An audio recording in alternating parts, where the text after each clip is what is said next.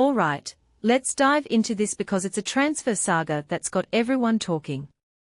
So, Cristian Romero, Tottenham's captain, might be on the move, and the big players in this drama: Atletico Madrid and Inter Milan.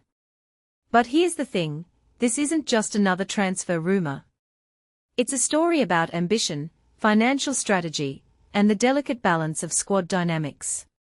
Let me break it down for you. First off, Atletico Madrid are in talks with Spurs, and numbers are on the table. But here's where it gets interesting: Spurs haven't received a formal offer yet. Personally, I think this is Atletico playing the long game. They've been eyeing Romero for a while, and with his contract running until 2029, they know he's a long-term asset. What makes this really interesting is that Atletico are clearing the decks, selling Ruggeri to Aston Villa and Molina to Roma, to make room for Romero. It's like they are rearranging the furniture before the guest of honor arrives. But why Romero? Well, he's not just any defender, he's a World Cup winner, a leader, and one of the best in his position. From my perspective, Atletico see him as the missing piece in their defensive puzzle. Now, let's talk about Inter Milan. They are keen, but they are in a bind. The figures involved, both wages and transfer fee, are complicating things. What many people don't realize is that Inter's financial situation is a bit of a tightrope walk. They need to sell before they can buy, and that's a risky strategy in the transfer market. If you take a step back and think about it, this is a classic case of ambition versus reality.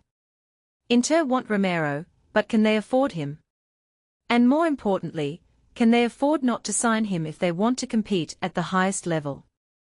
What this really suggests is that Romero's future isn't just about where he ends up, it's about the bigger picture of European football's financial landscape.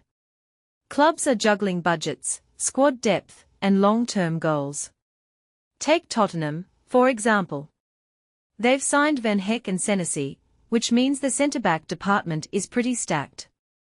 One thing that immediately stands out is that Spurs might be willing to let Romero go, not because they don't value him, but because they are planning for the future. And then there's Roberto De Zerbi's comments. He said he wouldn't stand in Romero's way if he wanted to leave, and that's huge. In my opinion, De Zerbi's approach is a masterclass in man management.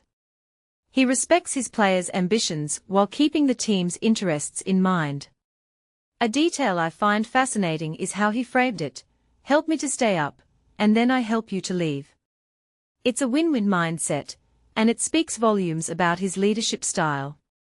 But here's the deeper question: what does Romero's potential move mean for the clubs involved?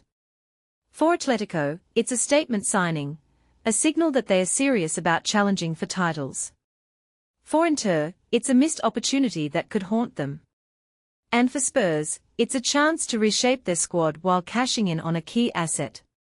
This raises a broader question: in today's transfer market, are clubs prioritizing short-term gains or long-term vision? Personally, I think the best clubs do both, and this saga is a perfect example of that balancing act.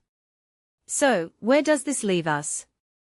Romero's future is still up in the air, but one thing's clear: this isn't just a transfer, it's a chess move. Atletico are positioning themselves for dominance, Inter are grappling with their limitations, and Spurs are playing the long game. What makes this story so compelling is that it's not just about one player, it's about the strategies, the personalities, and the ambitions of three massive clubs. And as we watch this unfold, I can't help but wonder, who's really winning here? Is it the club that signs Romero, or the one that knows when to let go? Let me know what you think in the comments. This is a conversation I'm dying to have.